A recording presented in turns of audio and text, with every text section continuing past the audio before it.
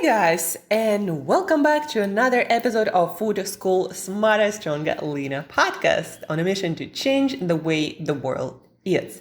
My name is Shurina. I'm a certified nutritionist, health, nutrition, brain performance coach, and just someone with a lot of passion for helping you guys to learn how to use nutrition and other scientifically based, science-based tools and protocols to feel, look, and do your absolute best. And guys, when I'm talking on this podcast about science-based evidence or science-based protocols, it doesn't necessarily mean that it's been tested on hundreds and thousands of people and it is the end of all truth and it's never going to change. That's not exactly how science works. At some point in the past, we thought that, all carbohydrates were making us fat or fats were making us fat. At some point, we thought that trans fats were okay. And then we found out that they were killing people. And so we banned them from our food supply, right? At some point, there was baby formula that was killing babies until they found out that they were missing some key vitamins that we didn't know existed. And once they started adding that to the formula, babies stopped dying all that much from eating that formula, right? So the science is in the constant movement and progress. And what seems to be true today might be expanded, extended, and sometimes just wrong. We might not understand something, right? So the purpose of what I'm saying right now is that you understand that you always want to test with yourself. Whatever protocol I recommend, please test it with yourself. And if something feels weird or off or you're not sure of, please do consult. Well, first of all, ask me if you actually understood what I said correctly, because all of us, we understand things differently, judging it from our perspective, our background, our education, from our experience. We just judge it everything from different perspectives, and that makes a difference. So when I say, eat protein-rich foods, it can mean so many different things to so many different people. And I might mean eat all of the complete proteins that our human body needs, but somebody just understand, well, some protein, I might eat beans, right? This is just a simple example. But again, first, understand the science is a progress. And that's why there's also so much contradictory advice. People reference different studies, different observations, different conclusions of the same data. We might gather as, scientific community, the same kind of data. We might look at the same data set and we might draw different conclusions. That's just how it is. So always especially when you are making a more important decision that can affect your health and your wellness in a profound way, always don't forget to consult several sources, right? If you hear it from me, consult me if you're not sure. And if I'm not sure about something, I will tell you, okay, you should probably consult your physician or that another doctor if you have a special condition, right? I don't usually advise things or amounts of, for example, supplements that might make a detrimental effect on a person, but you never know. Some people take already so many supplements and medications, and maybe they have some condition. And so please do consult your physician if you do have special conditions, if you are taking a lot of medications, because a lot of compounds just interact with each other in these unpredictable ways. And that is always the risk that you are, taking if you just bundling things up without consulting anyone, having medications and then a lot of supplements on top of them, just because you thought it's a good idea. Some supplements just don't work well together. It's taking statins, but then on top of that, taking a lot of fish oil, and then your blood doesn't clot anymore, and maybe you get some internal bleeding. Who knows, what can happen. So always make sure that you understand things. If there is doubt, please reach out, consult the person, consult several sources. And also, always, if you have special conditions, guys, please be more careful before taking any action And please do not just jump, from 0 to hero, not taking any supplements to then all of a sudden taking like 10 or 20.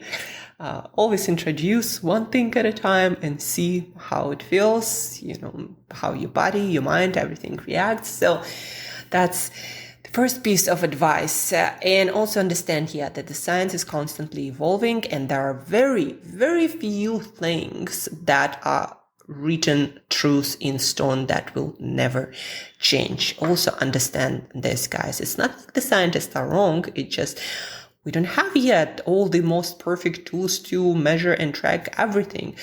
Again, we just found out about vitamins at the beginning of 20th century. Before, when people used to get vitamin deficiencies and get negative health consequences like pellagra, or there was something else. Like there were a lot of diseases that were simple nutrient deficiencies. And now we know that those are deficiencies, not actually diseases.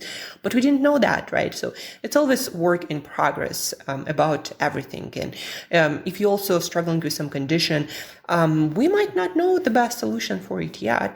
We might find out it, at some point in the future, and you might even discover it by yourself experimenting with things. But always do experiments in a smart way.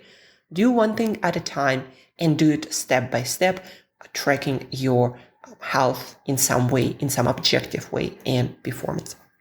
Also track that, your energy levels, how you feel in general. The second thing, guys, today you're gonna learn from my experience what can be causing your sleepless nights, or anxiety after meals, or feeling sleepy after food. And I'm going to share with you my experience, personal, and also what I noticed in people I worked with. I worked as a coach for more than a decade now. And I noticed certain patterns in people when they do certain things and they get certain results. I'm like, that seems to be common for a lot of people. And then I also do a lot of things myself, a lot of experiments with my nutrition and my lifestyle. It's also, this worked like that. I wonder if it works the same in other people. So I'm going to give you a few simple pieces of advice, what you can experiment with, actually real experiments, to see if that issue that you might be having when it comes to, specifically today we're talking about sleepless nights or having bad quality sleep, anxiety caused by the foods you eat, and usually you feel it after meals, almost like immediately, and maybe the next day, and also kind of feeling sleepy and groggy after your meals. Like these are the things that you might be doing that might be contributing to that. Let's first address sleepless nights.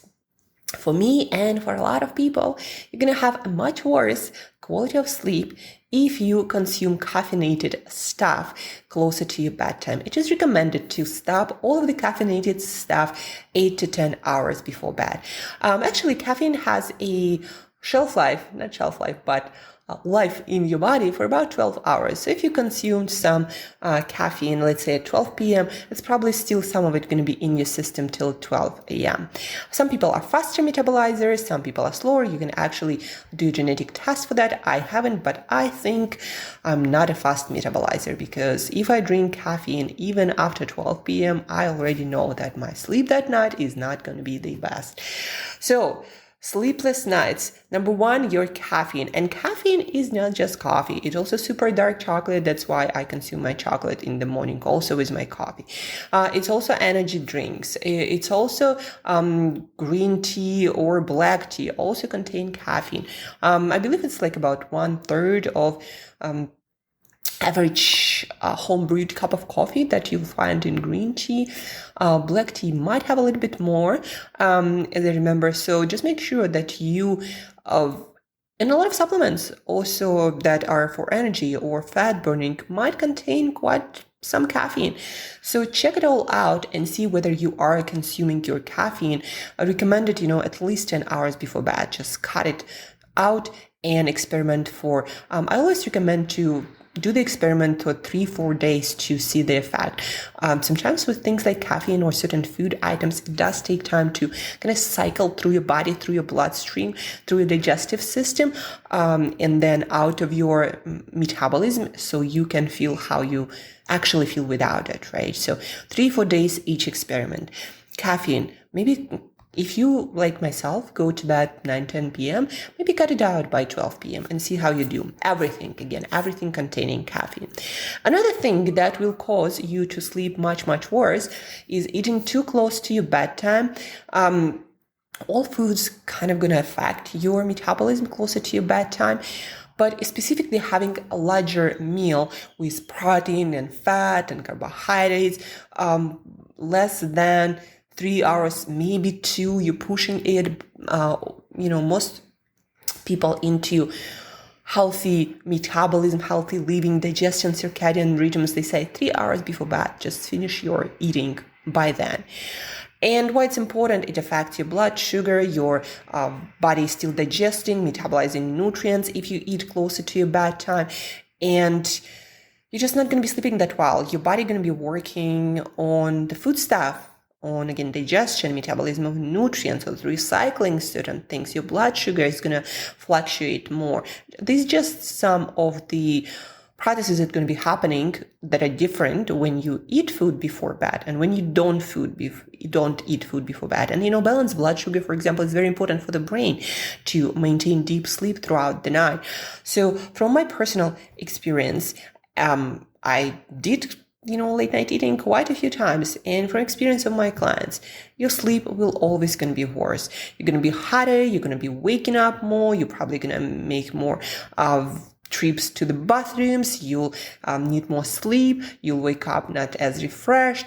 Depending on that meal, on the composition, on how much of it, on when you ate it exactly, that all, of course, going to change it slightly. But sleepless nights, worse quality of night, time of your food really matters. So those two things I wanted to mention, they work across the board for most of the people the same way. Caffeine and your last meal eating. The second one, guys, we're going to address anxiety. What can potentially be giving you anxiety after meals? Believe it or not, a lot of restaurant meals will give you anxiety. For me, if I eat anything at all prepared with heated canola or seed oil or vegetable oil, however you want to call them, most restaurants use them because they're cheap, because there is not really good data confirming that they are across the board harmful. But then again, trans fats were at some point were considered, and everywhere there were sold like different spreads of basically trans fats, and then we learned, it might be contributing quite a lot to heart disease. So just saying, certain things are questionable, and just because there is no good data yet, or we don't know how to test for it, doesn't mean it doesn't exist. I don't want to be, one of those people who scare you, but I'm telling you from my experience and people I worked with, anxiety, you can be giving that to yourself by eating meals prepared with those heated seed oils.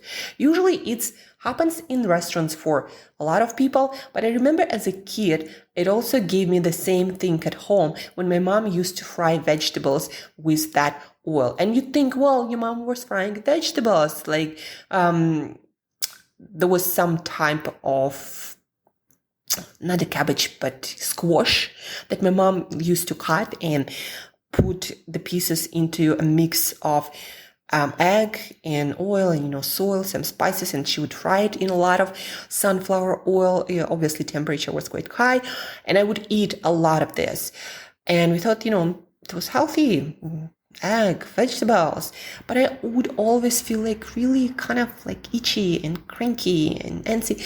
At that time I couldn't put my finger on it, but as I grew up I learned that whenever I eat fried foods in those vegetable oils, and it's not about omega-6s, it's just something happens to those oils specifically while they cook with them, that in a lot of people, especially if you have a more sensitive gut and immune system and you are struggling with some autoimmunity, it might be causing anxiety in you too, especially if you might be already gluten sensitive and your gut isn't the most robust ones and it's just more sensitive to stuff. So what can be causing anxiety after meals? Eating takeout, eating restaurant meals, fried or cooked with those vegetable oils. And there is this specific smell that all these meals have. So try for 3-4 days not eat anything cooked with those oils. If you go to a restaurant, don't have anything Again, cooked with oil. That's my best shortcut. Or maybe even better, get some meal delivery or cook at home for 3-4 days. Or if you do use those oils at home, eliminate them for 3-4 days. Instead, you can use coconut oil, virgin, butter, real butter, nothing fake, just real fats. Coconut oil, butter, you can use olive oil, you can use avocado oil. Don't use super high temperatures, it's just not good for food in general, but don't specifically pay super huge attention to that. The most important thing, try to avoid those oils, heated oils in restaurant meals for 3-4 days and see how you feel.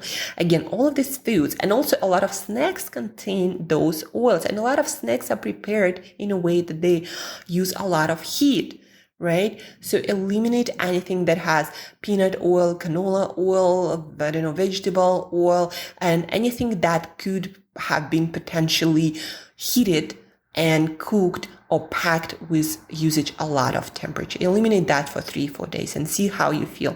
For me and a lot of my clients happen to have metabolism that is a little bit off or guts that are a little bit off.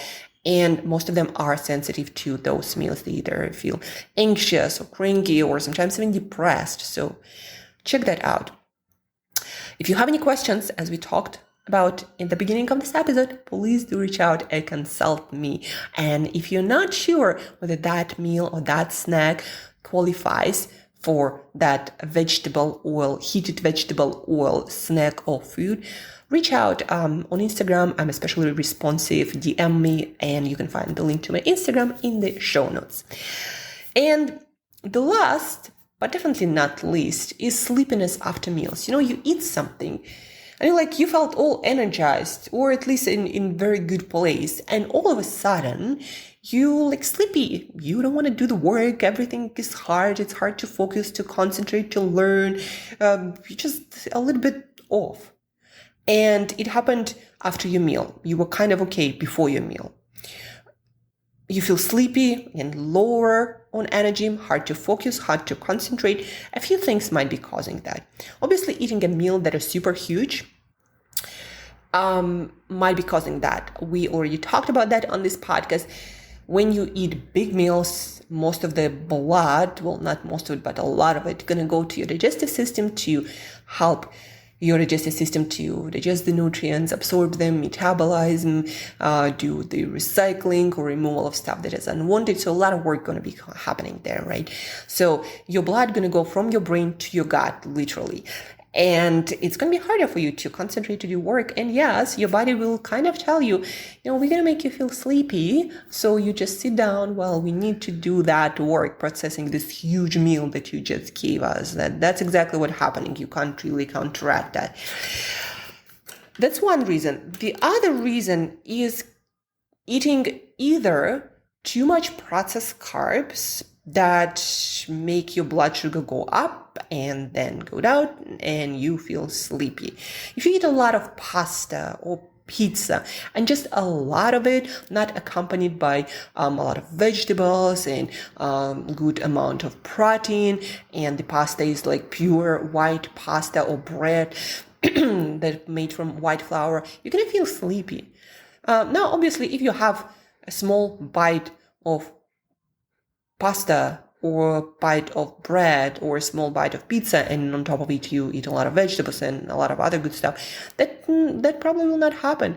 So the amount matters. But if you do eat a lot of processed carbs, or maybe you consume a drink with a lot of sugar, or you eat a lot of processed fats that are quite heavy on digestion, and by processed I mean in liquid form. So if your meal contains a lot of fat, a lot of butter or oil, fats are they don't affect your blood sugar so much, but they are very, very difficult to digest, especially if you do not consume enough fiber with it to move it through your digestive tract. Fat really slows down stuff in your digestive system.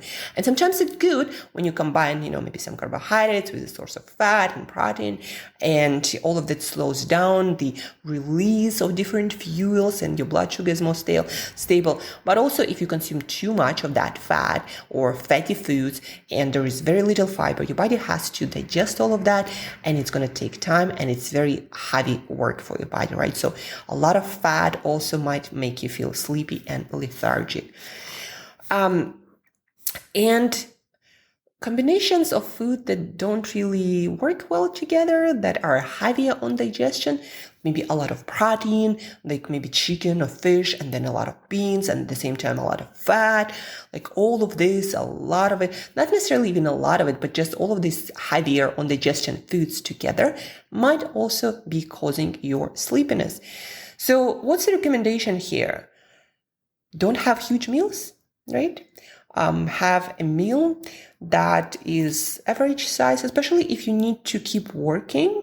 Like if you, for example, you're having your dinner and you know that it's good timing before your bedtime and you're not going to be doing all that much, work, maybe you can have a little bit, lead way here and experiment with heavier foods combinations. But if it's your lunch, just have a good amount of protein. Lean proteins are easy on digestion. They will require less energy, and they will help you to feel lighter. So leaner proteins are leaner fish, like maybe tuna, white fish in general, or leaner cuts of meats, or leaner cuts of chicken, like chicken breast instead of chicken thighs, or if if fish, salmon is on the fattier side, white fish is on the leaner side. If you decide to have some fatty foods, like maybe avocados, maybe instead of whole huge avocado, maybe have a quarter. It will make the whole total amount of calories and fat in your system less, and that will make the digestion easier. And then also accompany that with a lot of fibrous vegetables like broccoli or Brussels sprouts, or salad greens. Salad greens are especially great to make your digestion easy. But also don't go crazy. And if you've never eaten vegetables, don't load up your whole plate with a pound of vegetables and eat it all. And yes, you're also gonna feel lethargic and sleepy because this is just too much work for your specific digestive system. So have a reasonable meal, have something that has a lot of fiber, hopefully also a lot of colors like vegetables, have some protein that is on a leaner size. Again, if after that meal you don't want to be feeling sleepy, and have some fat, especially from whole foods like nuts and seeds, avocados, but not too much of it.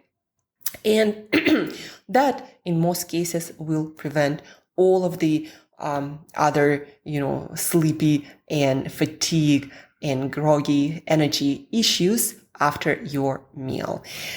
That's what worked for me, still working and working for most of the people I worked with. Just understand that your digestion, the substances you put in your body, they affect your metabolism and every single system in your body. So if you're not feeling good after a certain meal, and you've been noticing it for a while, then have a different meal. And today, you got quite a few guidelines of what actually works for most people.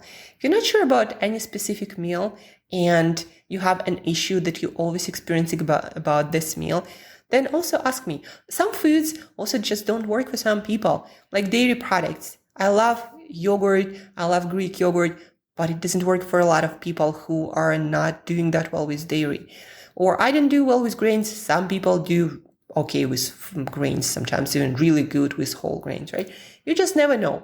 So, but I do have a lot of experience working with people. And so if you give me a meal and your issue, I'm most probably going to tell you what might be wrong with that specific meal. Plus, I dig quite deep into the science of food combining. Like food combinations, they matter for your digestion, how easy it goes, how much or how little energy it gets, and how energized you feel after your meals. Because after all, our digestion is one of the most energy consuming processes in our whole body. It's one of the major processes in our body. If we don't get nutrients, we die. As simple as that. So reach out, share this episode with people who might be experiencing a lot of negative side effects caused by their meals, inappropriate timing, amounts of combinations. Share this podcast with them, or the advice that you learned, or maybe you are the cook in the house, so maybe apply that to your cooking and ask people who eat your food, like, how do you feel? How do you feel, after this meal or that meal? Don't forget to reach out with any questions. If you have any doubts, always consult other people, guys, before fully jumping on board and almost killing yourself. I did quite a lot of experiments that didn't go that well, but luckily I was sensible enough to always have objective piece of data that would guide me to not just lead myself into oblivion. So have that, common sense. You need it. And that's why you have this brain. And have an awesome weekend, guys. I'm finishing my book this weekend. On Monday, I'm going to be left only editing, so stay tuned. I'm going to be updating you on all the processes, all the progress with my book. I actually renamed it Fit and Focus Brain Body Manual for nomads and remote pros, and there's going to be subtitles, so it's all and everything, the most important, what you've been learning on this podcast, put into book, and it's going to be around 100 pages. And then I'm going to ask you guys for a lot of feedback. I'm also going to be posting a lot of chapters on my blog on Substack Brain Breakthrough. So if you want to check that out, also reach out on Instagram. And I've been rambling for a while, so guys, I'm going to let you go. Don't forget, for sleepless nights, manage your caffeine and your food timing before bed. For anxiety, make sure you don't eat anything fried or take out anything cooked with oil or snacks made with oil, heated oils. If you're not sure, reach out. For not having sleepy and groggy times after your meals and your energy going all the way down and you just wanting taking a nap. Also, remember, no heavy meals, try to avoid too much processed carbs, too much fat in general, and have easier food combinations. And that's it, guys. Have an awesome weekend, and till next time, eat better daily.